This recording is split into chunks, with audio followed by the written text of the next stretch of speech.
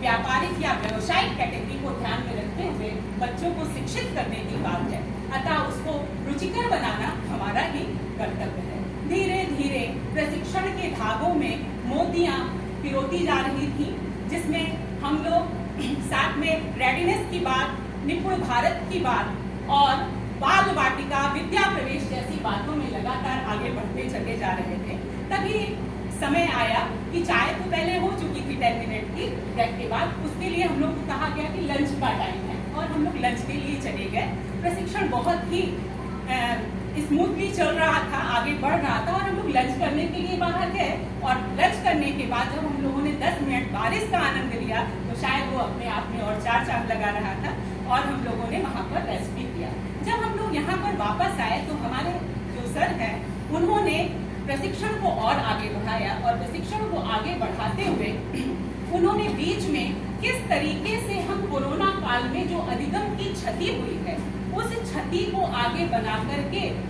हमें पूर्ति करनी है, किन माध्यम से हम उन दक्षताओं को पार करें, ऐसी बातों को भी उन्होंने बहुत ही सहजता के साथ हम सबको समझाया। बच्चों के अंदर सुनना, पढ़ना, चित्र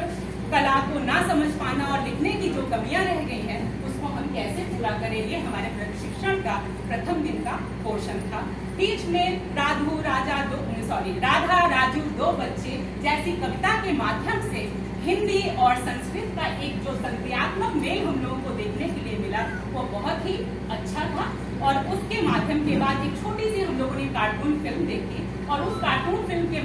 बारे में जब हम लोगों ने देखा कि बच्चा किस तरीके से पढ़ाई को, बोझ को अपने ऊपर लेकर भ्रमित हो जाता है, दिग्भ्रमित हो जाता है, तो हम शिक्षकों का क्या फर्ज है कि हम उसके साथ भावनात्मक रूप में कैसे जुड़े, हम उसको कैसे समझे। एक छोटी सी ही बात मैं कहना चाहूंगी, अगर हम किचन में जाते हैं, खाना बनाते हैं तो वहाँ पर हर तापमान, हर चीज को बनाने के लिए अलग अलग टेम्परेचर की जरूरत पड़ती है। वैसे ही हमारे बच्चे भी होते हैं, हर बच्चे को हम एक समान हाँक नहीं सकते, डांट नहीं सकते, मार नहीं सकते, हमें उनकी भावनाओं के साथ जुड़ना चाहिए, जो कि बहुत जरूरी है इस नवीन पद्धति को आगे लाने के लिए। ऐसी ही हमारी ट्रेनिंग का समय बढ़ता चला जा रहा था। बीच में हमारे वीओ सर आए और वीओ सर ने भी उन बातों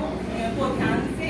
हम लोगों को बताते हुए ये सिर्फ कहा कि बात को सिर्फ सुनना नहीं है, बात को इम्प्लीमेंट भी करनी है। जहाँ पर हम जाएं वहाँ पर अपने बच्चों के साथ हम वैसी भावनाओं को भी आगे लाएं और उनके ऊपर हम प्रशिक्षण का कुछ लाभ मिलना चाहिए, ऐसी बातों का हमें ध्यान देना पड़ेगा।